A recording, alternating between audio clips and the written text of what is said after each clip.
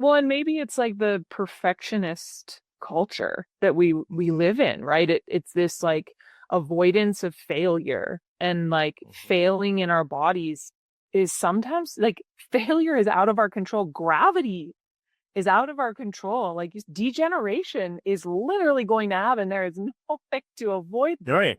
this. Except for dying. That's the way to avoid it, is die. For sure. You know? Yeah. That's a good cure. Solid. Yeah. They should just start selling it. All right. 100% successful, though. You know? So that's the moment you stop degenerating. It's like... Yeah. Line up out the door. Yeah.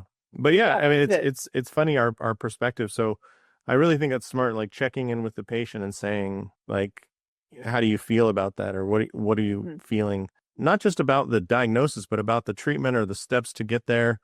You know, if I send you for blood work, if I send you for an x-ray, if I send you for an MRI, what do you feel about those things?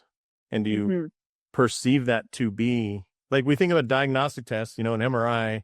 Well, you guys don't get imaging as often as we get it here in the States with our, but, you know, some people think of that as almost like a treatment. They look at it as like the first step in their care. And really, I'm like, well, I'm just trying to figure out what's going on. But maybe harnessing that, I'm thinking now, maybe harnessing that is actually a good approach to the placebo, because now we know what's going on is a very powerful statement, you know? Yeah. And in Canada, because we don't, you know, MRI is such an amazing scan and you see so much, but we don't have access to that. It takes people years to be able to get that scan, or they have to pay, you know, thousands of dollars out of pocket. And so people just kind of sit there and they're like, I have low back pain and I don't know why.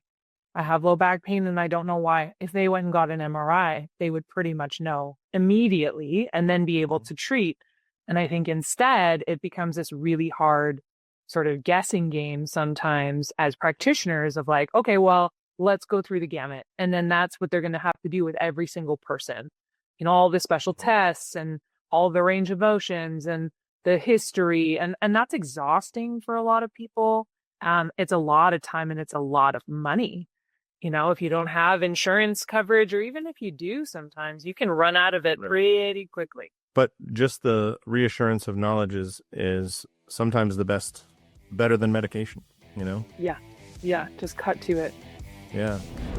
Thanks for tuning in to this episode of Trust Driven Insights, brought to you by Trust Driven Care. Imagine a world where all your patient communication is in one place, seamless, effortless, and on autopilot. That's the power of trust-driven care. If you're ready to streamline your practice, check out trustdrivencare.com and see what's possible. Trust-driven insights, real conversations, smarter care, stronger business.